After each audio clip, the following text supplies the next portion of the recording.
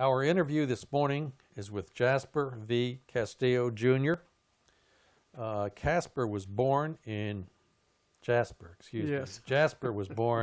Houston, Texas, October of 1934. He served from March 1954 until December of 1957, active duty United States Navy. His highest rank attained was ET1, Electronic Technician 1, First Class, which is a grade E6. This interview is conducted at Burleson, Texas. Today is Thursday, December the 4th, 2014.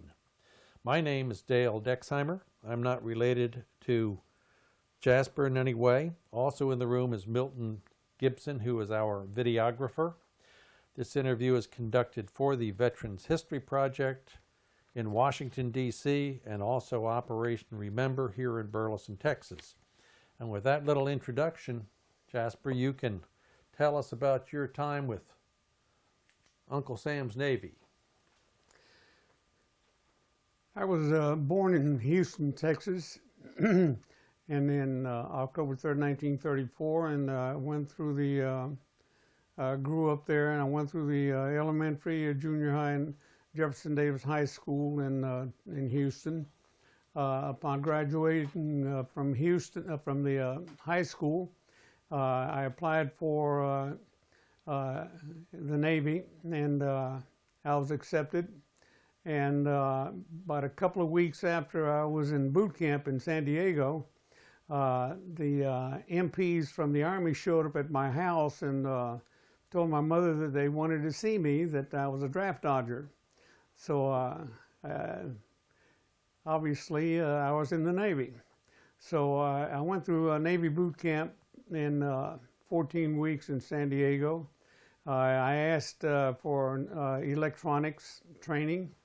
My scores were good enough to get me that training, and I went to Treasure Island, which is an island in between San Francisco and Oakland. It's called YBI, or Yerba Buena Island, and attached to it is Treasure Island. I spent 24 weeks there, and I was given the incentive of studying hard when the first week that I was there, and we went into the basic electronics of DC theory. During muster one morning, I saw some of my classmates were up on the deck they were up on the deck, and they had their sea bags packed, and I asked, what are those guys doing? And he says, well, they failed the final exam Friday. So we started a class on Monday and a final class on Friday, and we had the final exam there. And this happened 24 times. Every week we'd start Monday with a class and the final exam on Friday. Went through those, then we had the final exam on the 24th week. The final exam covered all of our training up to that point.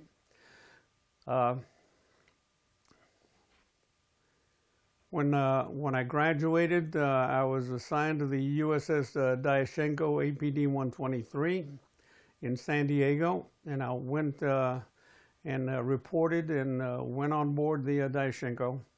I was assigned certain spots in the ship for me to maintain or keep clean and repaint anything that needed painting. And while I was down there and the ship was attached to the dock, the motion of the water made the ship just rock a little bit, and I got seasick. I went upstairs, I went up on the main deck, and that motion sickness went away. And I found out there that if I just went up on the main deck and looked out at the ocean, looked out at the seas, that I would not get seasick. From San Diego, we set sail for Yokosuka, Japan. We went across, it took us 21 days. We were in a convoy with LSTs and other ships that were slower than we were. So we finally got to Yokosuka. from Yokosuka, we were there about a week or so, and we went from Yokosuka to Subic Bay in the Philippine Islands. While we were out in the Pacific Ocean approaching the Philippine Islands, we went into a horrible typhoon, and the ship would rock about 45 degrees. And when I went to bed at night, I would put 1 foot around one pipe that's holding my bunk up, and my arm and hand around the other pipe to hold on. We had straps to strap ourselves in, but I didn't want to be strapped in if that ship rolled over. So that's the way I slept. And a few months after, I went through pay grades E1 through E3 by finishing the electronics school, and in the following January, I had the exam for third class petty officer, which I took, passed, and was promoted. From Subic Bay, we went into up into North Vietnam, which was French Indochina at the time, and we went to the Gulf of Tonkin and then up the river into Haiphong, and the purpose there was to evacuate the French. And the French had lost the war with the Viet Cong, and they left the country. And so we got them out, and we also got Navy Lieutenant Junior Grade Dr. Tom Dooley and his staff that had been in North Vietnam tending to the people. We then took him back to Manila in the Philippines, and from there we went to Hong Kong. Spent 4 days in Hong Kong, and went up to the top of the island and had dinner there. And from there you could look all the way around Hong Kong and see quite some distance. It was a pretty sight. From Hong Kong we went back to Yokosuka, Japan, and then we hit several little cities in Japan. And then went back to the Philippines, and from there once more to Yokosuka, and then in Yokosuka we set sail for San Diego, California. We were there 6 months. We left Japan and went to San Diego, and I had requested transfer to a larger ship, to a carrier, and when I got to San Diego, that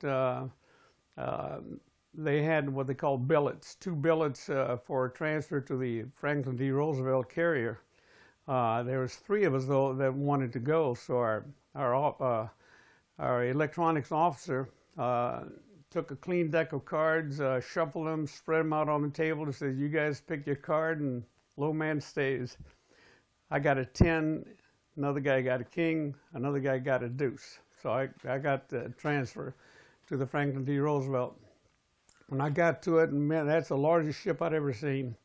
And they put us up in barracks to begin with, and then within a week the ship was ready for us to move into it. So we moved into our compartments. We checked out all the electronic equipment, make sure everything was working, and we went from Bremerton out into Puget Sound and sailed around a little bit and shake it down, and then we went down to the Pacific Ocean and shook it down a bit. Then we headed from there. We were released, and we went down the west coast to San Francisco, then San Diego, and then Panama Canal to the Balboa City, but we couldn't go through the Panama Canal because the ship was too big. So then we sailed further on south from there to Lima, Peru, and they had a revolution going on, and we couldn't stop, so we kept on going to Valparaiso, Chile. In Valparaiso, Chile, we were there 4 days, but I got on a train and went from Valparaiso to Santiago, Chile, which is the capital. when we got on board the train, they were taking orders for food, so I ordered a steak, and so they brought me a steak that was about 1.5 inches thick and about 4 or 5 inches wide, and it was covered with French fries, and they had a salad, and then they also had a big bottle of wine, red wine, for a quarter. And I ate that, drank some of the wine, got to Valparaiso. We walked around and looked at the city and looked at the people and talked with some of the people. And then we got on the train, came back to Valparaiso, and then we took off. We set sail from there, and we went around Cape Horn. When we got to around Cape Horn, we then went further south to cross the Antarctic Circle, and then the sides of the ship were getting crusted with ice, and then the captain brought the ship back around the Cape Horn, and he circled the ship, and he said, half of the crew get up on the main deck and look at the Cape Horn, look at the area, and you'll be up there for about 30 minutes. And then at the end of 30 minutes, the half that were up on the main deck went down to assume the control of the ship, and the other half came up on the main deck, and they got to look at the Cape Horn. We then continued on to Rio de Janeiro, and at Rio we had 4 days liberty, and I took well, we had a Catholic priest there, Father Flanagan. He arranged a trip for us to go up to see the Christ of the Andes, which is the way up on the mountain with his arms outstretched, the statue's arms outstretched. And then the train that went up, it remained level for us, but it was changing angle because the track that going up was kind of steep, so it just went, and as it got steeper, our deck just remained level, and then it would change, and it did that all the way up. When we got up, I went up there and to the base of the statue, and then I could look down, and see the Copacabana. I could see the racetrack that they had down there, and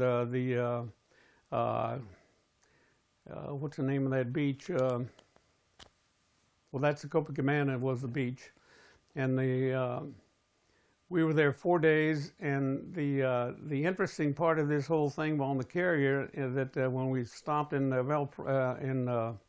Valparaiso and also in Rio, was that we opened the ship up to have people come on board and look at the ship. The thing that they were most interested in was not the fighter planes and not the carrier itself, but all the cars that we had.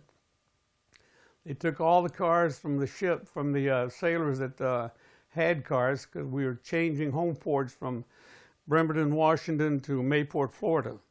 And they put all their cars and a lot of their goods on the carrier to take them down, and the wives and the families took the train, and so they had a whole train for them, and took them to Mayport.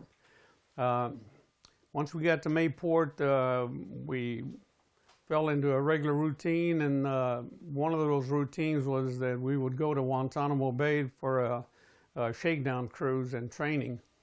And so we were there a few days, and then we came back to Mayport, Florida, and we then went to Newport to get some yard work done. And while we were doing that, a war started along the Suez Canal between the Israelis and the Egyptians. And when they started fighting, the Russians said, we're coming in on the Egyptian side. So at that point, we got out of the yards, we loaded ammunition on the ship. You can see the water line just sinking on down to the towards the water. And it was getting heavy. And then we left there, and we went back to our home port of Mayport, and we had airplanes come down and land and taxied on up to the ship, and they put big barriers or tarps to where nobody could see what was going on, and they unloaded, and I assume they were nuclear weapons, and loaded the ship down with those. And then they assembled a task force, and we headed across to the Mediterranean. It took us 5 days to get across, and and all that time we had our radars going, searching for any Russian planes that may be coming towards us, and which never happened. By the time we got to the Azores, the war was over. The Egyptians had already defeated the Israelis. The Israelis had already defeated the Egyptians, and they took over the Suez Canal, which they kept for some time, and then the United States persuaded them to give it back to the Egyptians, which they did. When by the time we got there to the Azores and it was all over, they disbanded the task force, and we went to ports all over the Mediterranean. We went into Lisbon, Portugal, and we were there again. 4 days is about, I guess that's a standard for the Navy. When you go to a port, you go in there 4 days, and you visit, and then you leave. We got there 4 days, and again, Father Flanagan arranged a tour, and we went to Fatima, and it's a Catholic religious site, Our Lady of Fatima, and we after that tour, while we were still there, we went into a restaurant, and they set up all tables with checkerboard type oilcloths, and they we all sat down. We waited for the food to come, and they had the in the center of the table. They had the condiments. They had the salt, the pepper, and then they had this big carafe looking thing. I assumed it was vinegar. After about 5 minutes, somebody checked it out, and they said, "Hey, this is wine." So at that point, everybody started drinking that wine down, and we'd finish the carafe, and they'd bring another one, they'd bring another one. And then they finally got the food, and we ate and stuff. And on the bus on the way back to Lisbon, there's a lot of people asleep. And once we got back to Lisbon, we loaded up, and we headed back across the Atlantic back to Norfolk to continue the yard work. And we got there, and that was being done, and I had just been promoted to second-class petty officer. And my officer came up to me. He says, "You are being transferred. They need a second-class petty officer on this radar picket ship in the Philadelphia Naval Yards." And I told him, "I don't want to go." He says, "You don't have a choice." So I was transferred to the USS Outpost, YAGR-10, at the Philadelphia Naval Yards. And again, we went in there, same routine. We checked out all the electronics, so radar, transmitters, receivers, all the sonar stuff. And then we went we went for shakedown cruise to Guantanamo Bay. After Guantanamo Bay, we came back to the Philadelphia Naval Yards, and they corrected any repairs that needed to be done. And from there, we then went to Davisville, Rhode Island, which is same place as the Quonset Point Naval Air Station. And from there, we got all set up. We loaded up with food and supplies, and we'd go out in the middle of the Atlantic someplace, and we would have a sector, and we'd patrol that sector. And we had our air search radars going and looking for any aircraft that were coming towards the United States. And we had a line of these ships up and down the East Coast. Well, I don't know how far it was, but it was a long line protecting our entire East Coast. Those trips, we went out there and we stayed there 30 days, and we patrol. and at the end of 30 days, another ship would come out, relieve us. We'd go back in, and we had 10 days, what they call port and starboard liberty. That means we have to stay on board ship every other day. So in a 10-day time, we'd stay on ship 5 days, and the 5 days we take off. I did that for 9 months. At the end of 9 months, President Eisenhower said anyone that wants to, can get out before March the 2nd of 1958 can get out early for Christmas. And I said, okay, let's sign me up. And so I took, I had already taken my first class petty officer's exam on December the 2nd, 1957. And then the ship was going to go back out to sea, and they came over and told me that I could get out on December 17th from the Navy. And I told them, yeah, I'm getting out because I'm going to go to the University of Houston. And so everybody was happy. They had tried to get me to stay over, and they gave me an envelope with $1,500, which was big money at the time. And I told them, no, I'm already signed up at the University of Houston. So they said, well, make this last cruise with us. I said, no, I got to go. And so they let me off the ship, and went out to a station there where they do the mustering out of all the sailors. And I saw the ship going out to sea, and I said, I'm not on it. But at any rate, when I went on board, when I went to the mustering out station, they assigned everybody with duties until they actually get discharged and leave. And they says, okay, everybody that's the pay grade E3 and below, you're going to go and cut grass, clean the yards, and just all kinds of tasks of that nature.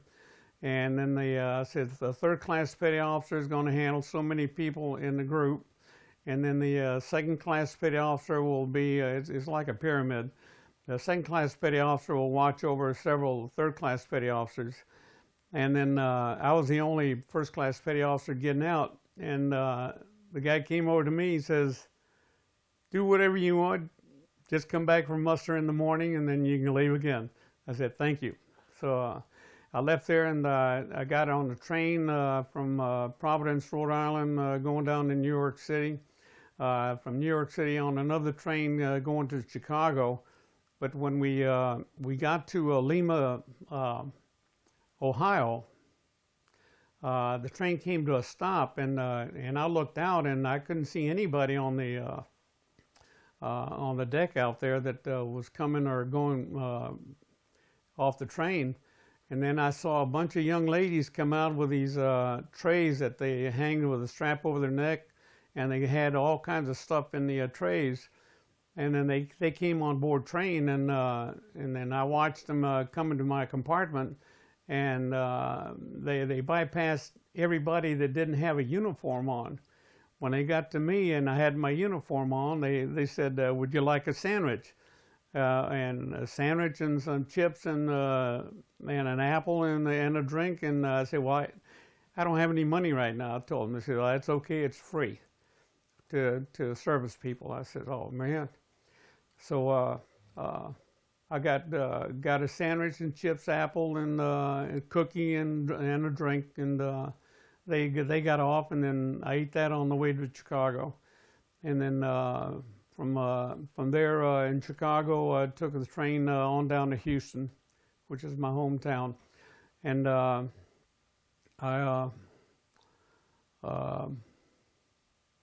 then went into the University of Houston. And the Navy kept sending me letters wanting to know if I wanted to be in the reserves. And I kept saying, no, I've got these studies. And then finally one day I broke down, and I told them, okay, because they told me you can go to New Orleans. We'll fly you to New Orleans, spend the weekend in New Orleans. I said, man, that sounds good. So I said, okay. And they told me to be at the municipal airport in Houston at 5 p.m. on this day. And I got there about 5 minutes after 5 p.m. because of traffic and stuff in Houston. And there was a plane, there was a table, they were taking names. I said, that's it. So I went over there and I signed up, got on the plane, and we took off for what I thought was New Orleans. About halfway through, people started talking about places in Dallas, and that they were going to go and do this and do that. And pretty soon I realized that I was on the wrong plane. And so I asked the officer next to me, I said, pardon me, I said, but I'm on the wrong plane. I was supposed to be there at 5 to go to New Orleans, and I got there just 5 minutes after, and now I'm on my way to Dallas, or to the Navy Air Base in Grand Prairie. And so he says, well, let's see what I can do. And then he checked to see what he could do, and they didn't have any transportation going to New Orleans. So he says, well, we have a Class B school here in electronics. Why don't you get into that? I said, well, that sounds good. It's a Class B school. So I started that, and so that was my reserve period. Came back to Houston, and I was taking my classes at the university. And one day I saw, or my wife saw in the newspaper a want ad for IBM, wanting electronic technicians. And then I said, you know what? I am already an electronic technician. And that's the kind of work that I wanted to do. So I answered the ad, and they gave me examinations, 4 different types of examinations. And at the end of that, I was talking with a counselor there, and he says, well, you did all right. You did good in most of the things, but we wanted you to do better in electronics. He says, but the fact that you were an E6 or a first-class petty officer, he says, that's it, you're in, you're hired from IBM. And then I spent the next 34 years with IBM. During my periods with IBM, I went, they sent me to Poughkeepsie, New York, a manufacturing plant where they manufactured the large mainframes. And then I got started in on that, and I was there 2.5 years. And then I went to Houston to install a large mainframe at Gulf Oil Company. And the IBM people there and the IBM manager there worked with me, and we got the job done. And then the manager says, where are you from? And I told him, Houston. He says, what are you doing in Poughkeepsie? I said, well, that's where IBM sent me. He says, how'd you like to come back? I said, oh, yes, man, I'd like to come back. And what I didn't know was that they were assembling the field engineers for NASA, that the buildings were being built but not completed. And when I got down to Houston as part of that team, we installed mainframes in various warehouses in Houston, which would be the mission computers. So we got those going, and then the programmers started working on their programs for the space shots. And of course, at that time, there were no programs for the space shots.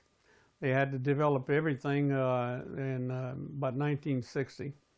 And they did that, and when Building 30, which is Mission Control, was finally built, we moved all the computers into Mission Control. And we had installed 5 IBM mainframes, which we called 7090s, IBM 7090 computers. And we got those all going, and then we controlled some of the Gemini shots. And by the time that the Apollos were about to get started, IBM came out with new computers, brand new series. So I was trained on that on the IBM Model 75s.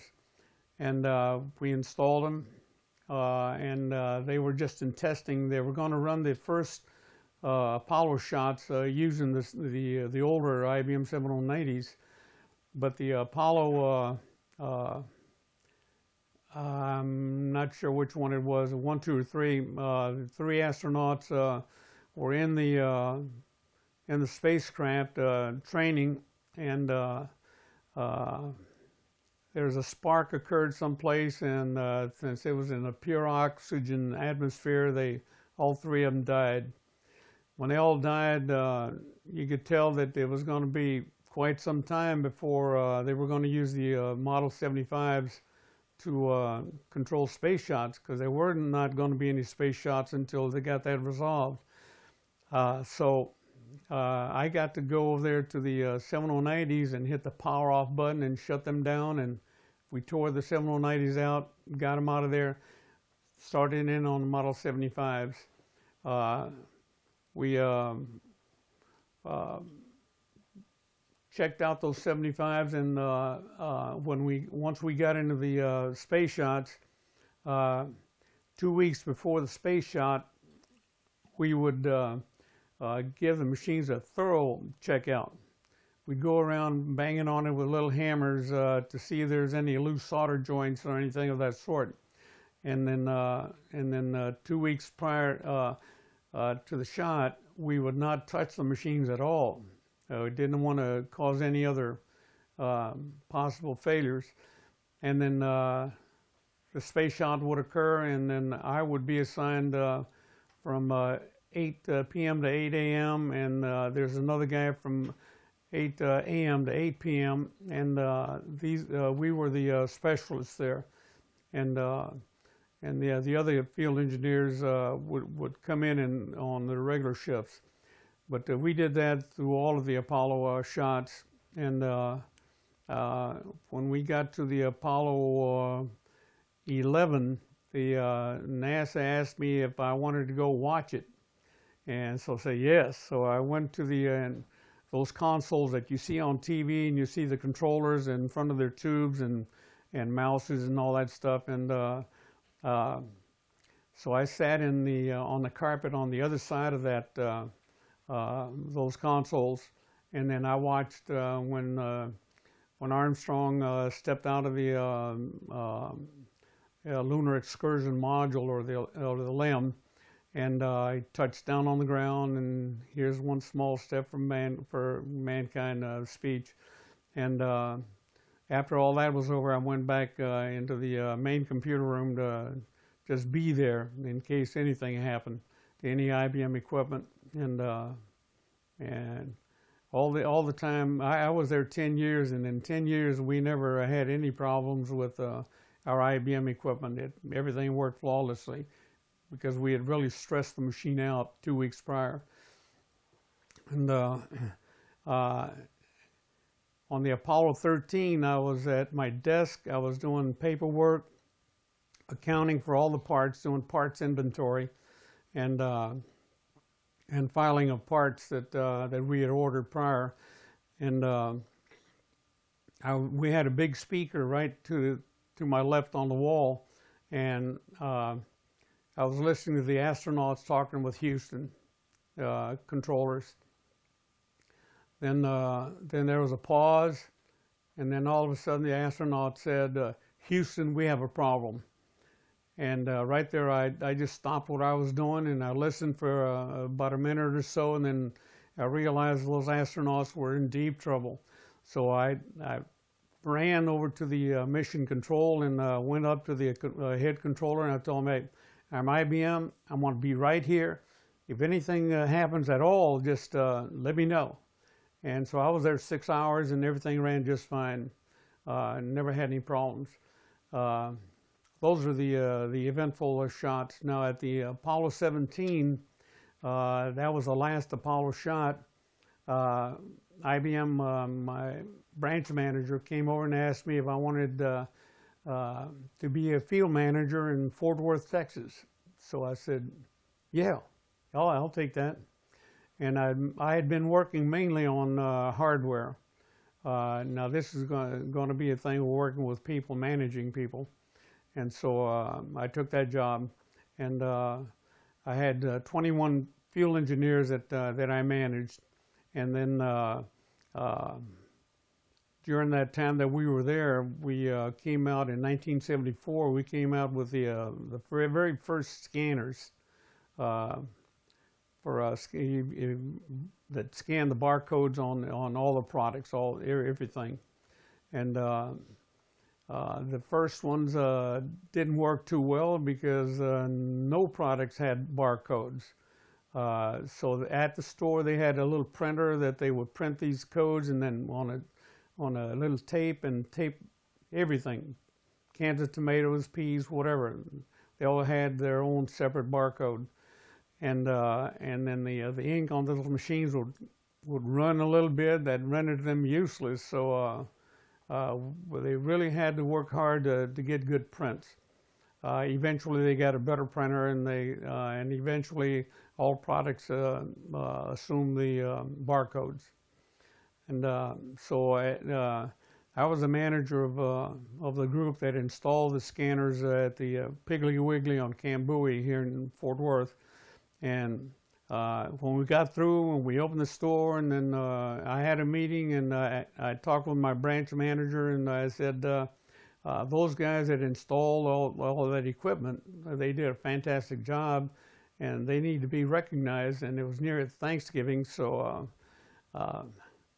my branch manager said first, and I told my branch manager, I think they ought to be given a turkey for Thanksgiving. And so he says, okay, we'll do that.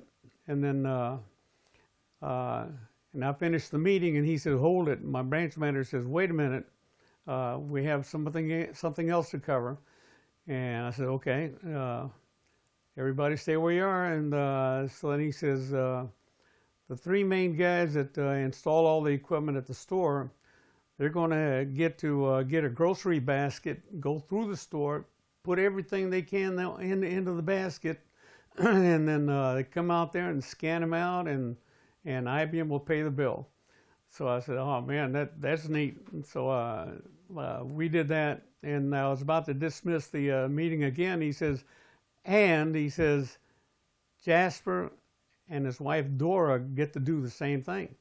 They'll go through, and when they've got we'll do that before the store opens, and we'll go through there. Well, what I didn't know was that the three field engineers that I had assigned there had gone through the store, looking at everything, finding out where the good things were, the expensive things. And my wife and I had never been in the store, so when we got through, their baskets were full, but so was ours.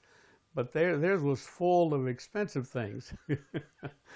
And consequently, when they checked out, it was about $500 and some in groceries, and when I checked out, it was about $300 in groceries. But that was still better than what we started out with. That was nice. And once we got to getting that store running, and we eventually added other stores, and now just about every store uses scanners except for the ma and pa type grocery stores. And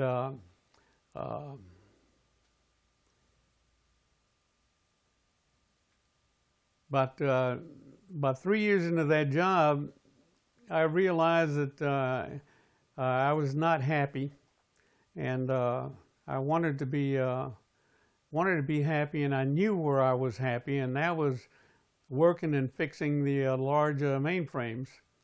So I went to my branch manager, and I said, hey, I want out of this management job. I want to get back to working on the hardware. And he says, I knew you were going to do that, he says. So he says, I've already got it arranged. He says, you're going to be my teleprocessing specialist, and also the large system specialist. He says, but mainly I want you to be my teleprocessing specialist. So I says, okay. So, and I went through all the IBM training for for the teller processing hardware, and I worked at that for the remainder of my time with IBM. Well, I retired in July the 7th in 1993, and I've been retired ever since.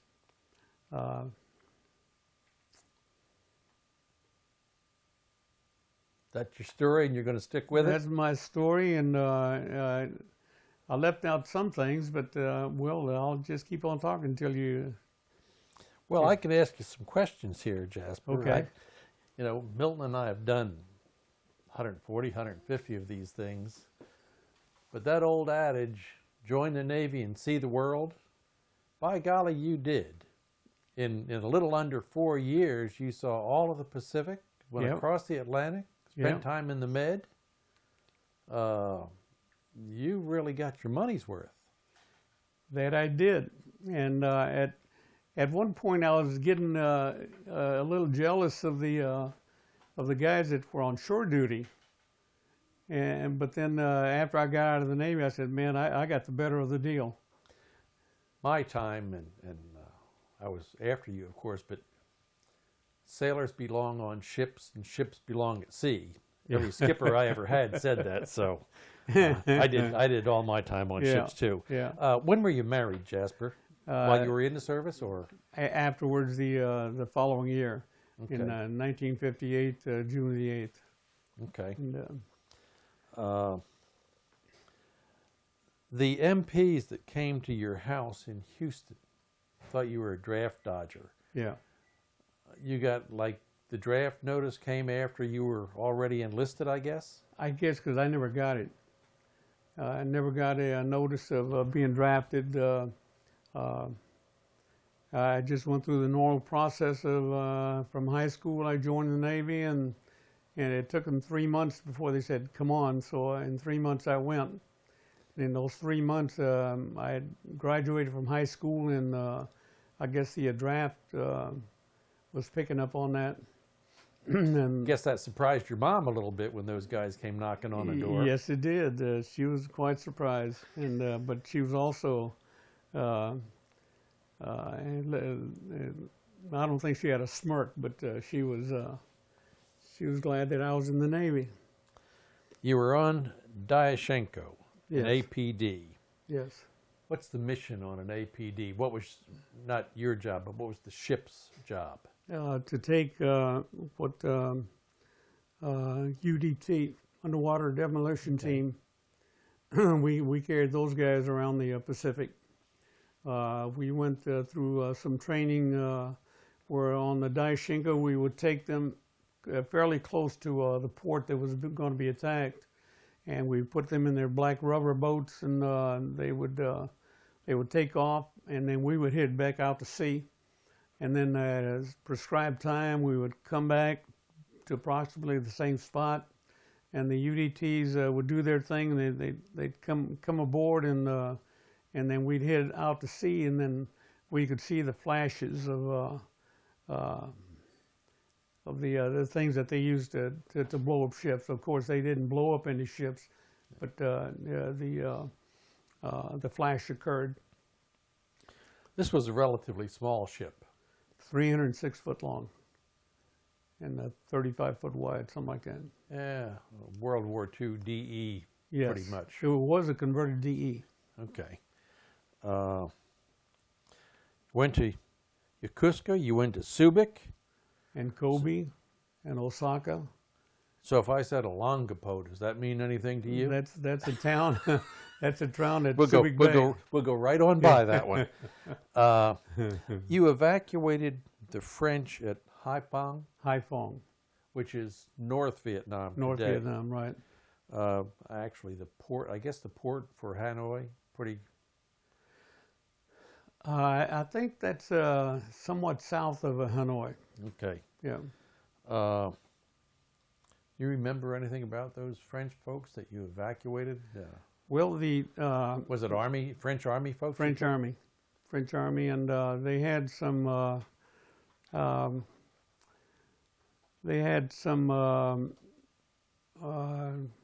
groups or a company of soldiers that were in their khaki shorts, short sleeve, and all that stuff, and they were all black. So I imagine they came from Congo or for wherever. the Congo, some French colonies in Wow. in Africa. You picked up a Dr. Dooley, Dr. Tom Dooley. and he was USN Medical Corps, Yes. but And he he- had been working in North, French North, Indochina yeah, at the French time, I Indochina, suppose. yeah. Yes. yeah, and he was in there and he treated, gave shots, did medical care for the people, for the Viet Cong. He have a whole group. He have He had about nurses. five people with him. Okay. It's some of the things that you mentioned in South America. On the train, you got dinner for $0.25. Yeah, Steak, French fries, yeah, and a bottle of wine. all for $0.25. Yeah. In 1955, 6. Yeah, about 56. Yeah, It's amazing some of the 56? things that you remember from all those years ago. yeah. It, You said the skipper had half the crew come up on the main deck and look at Cape Horn. yes, Cape Horn? Yeah, Cape Horn. Cape Horn. Right. What'd you see? Well, yeah, you saw that it was almost bare vegetation. It was like black rock. That's pretty far south latitude, I Yeah, guess. isn't it? that is, and so that's what we saw. Just it's like looking at a beach with black rocks and. The skipper just decided he was going to be given guided tours that day, huh? Yes, he did. Yes, Okay. he did, because it's very seldom people get to go and see that tip of South America, Cape Horn. The folks, when you were going up the east coast, I don't remember Montevideo or wherever it was, but you had people came on board and they didn't care about the airplanes. They wanted to look at the cars. At the cars, man, they look at these cars because the cars that they had of American were about 10 years older than that, and they were clunkers. So it was like and- they were going to a car show. Exactly, it was a floating car show. I'll be. Yeah. Wow. Outpost, I assume that was a relatively small ship also. Well, it was bigger than the Daishenko. It was, Yeah, it's wider. It's a cargo ship. Rode a lot better. Oh, you bet, you bet, Okay. you bet. And we did not hit any typhoons or any hurricanes while I was on the outpost. And your picket station, you were in the Atlantic then? Yes. Okay. So you were just out there somewhere in the North Atlantic off Iceland, Newfoundland, whatever? Yeah, so somewhere out there, there's a line started in the North Atlantic and came across and down into the Middle and South Atlantic. We interviewed a fellow a couple of years ago, was on an LST that took radar equipment to the Dew Line. Yeah. And he would have been in about the same time you Yeah. were. Another thing that I put down here, I put a note on, you had lunch on the train. The girls, I don't know if they were Salvation Army girls, but they got on the train. No, and they were not they were local residents. Local residents. And they had someone had started that back at the end of the Second World War. That the train would come, it would stop, they'd come aboard and then pass out all the goodies, and then they'd get off. Now as I understand, they stopped doing that in about 1975. The reason I point that out, my wife put my name in the paper, and I got chocolate chip cookies when we got to Saigon. Of course, they were chips by the time they got to me, but I encourage folks when they see a serviceman's name in the paper, send him a card or send him a toothbrush or Yeah. whatever. Folks don't, unless you've been there, Yeah. Jasper, folks don't understand what that means to you really, and the fact Oh, that you man. remember that. Oh, you bet. it's yeah. Certainly your time with IBM, you know, we've talked to lots of folks, and boy, they do a specialty in the service, get out and go into a different field, but you were able to take that Navy training and put it to good use and make a career out of it. So that's a big plus. I did, and when I retired from IBM, actually when I got home, the phone was ringing, and there's another company wanted my services. They said, we need your services, and so I said, okay. So I went in there, I went and I interviewed with them, and I actually interviewed them, and to find out what they wanted me to do and what they were going to pay. And the guy told me they had one customer. I was accustomed to dealing with dozens and dozens of customers, but he had one customer that was giving him a hard time, and they had several problems that had been serviced by IBM, and they cut IBM loose. Says, no, you're not fixing these problems. And then this other company took it over. Maintenance fees were much lower. They saved money on that, but they still had these problems. Right. And so we negotiated as far as salary. They told me what they wanted, and I told them I want $15,000 more than that. And he says, okay, we'll pay it. I said, okay. And then went to the customer the following Monday, and I went in there and I asked the customer and also this company. I says, let's have a meeting with anybody that has a complaint. Anybody's got a complaint, come to this meeting. I want to hear about it. And so I got a legal tablet, and I started with number 1, and it says, give me a problem. And I wrote it down, and I went through. We had 56 problems that they were concerned about. I says, okay. It says, now, on number 1, whose responsibility is it to fix this problem? Well, the customer says, one of our guys. I said, what's his name? And they gave me his name, and I wrote it on there. James is responsible for fixing problem number 1. And we did the same thing with every one of them. Well, actually, as far as the maintenance is concerned, we had 7. The other, the total up to 56 was the customer's problems. It was up to them to fix them. And I said, okay, we're going to have another meeting next Tuesday.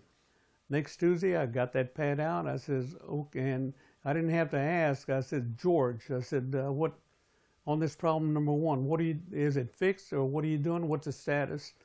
And he told me, well, I haven't done anything on it yet. And so I turned to the customer. I says, George is your problem on this problem. And I went through everything like that. And we're going to have another meeting next Tuesday, and you're going to give me a status on these problems. And then they were down from 45 or something like that. They were down to around 10.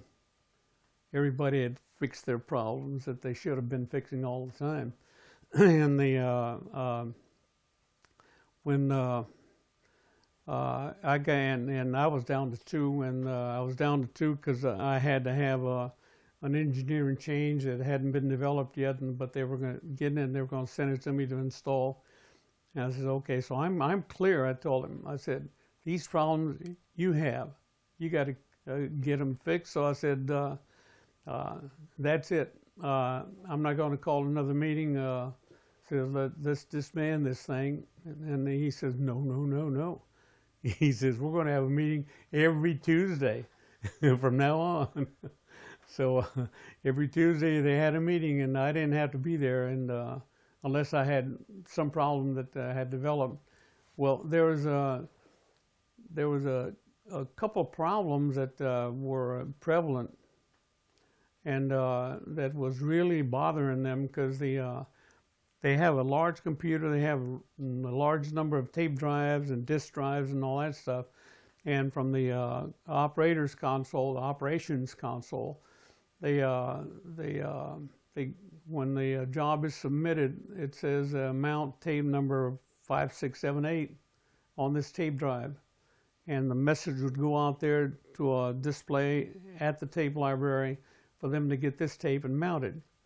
Well, it would go out this way, and it would disappear. And so they did not mount it, but the computer would start backing up because things weren't getting done. And then they'd call the operator and says, "Hey, we told you to mount tape 5678 on this drive." And he said, "We didn't get a message." So they call that a ghost mount. And no one had been able to fix it. And so I would go into the computer room, and I'd look and see what was going on, what the operator was doing, what tapes were being hung, what the discs were doing, and all this stuff. And I was looking at the tapes, and I saw one of them. When you put a tape on the tape drive, a little green ready light comes on, and it stays on for the duration of the job. And I saw it go off and come back on. I said, "No, that's strange." So I went over there and I looked at it, and it would do that. So I told the operator, "Take this drive offline and don't use it." And ghost mounts went away. I said, "Okay, this thing dropping like that is the source of the problem." And when it dropped, I put my finger on the start button, and the start button would turn on that green light. So I put my finger on the start button, and the green light never dropped. And then I took my hand off of it, and then it would do this. So then I went on the other side of the machine, looked inside of it, and right behind that start switch, there's a wire with the connector, and it would slip into the connector. And that wire was just there, barely touching. And because it was so stiff, there was no loop on that wire. So I cut out a bunch of strings and gave it a lot of slack. And now the wire, I pushed the wire in, and it came down like that. And there's nothing stressing to pull it off. And that fixed the ghost mounts. You're probably good at fixing Christmas lights. That long string that goes out. We're right up on it.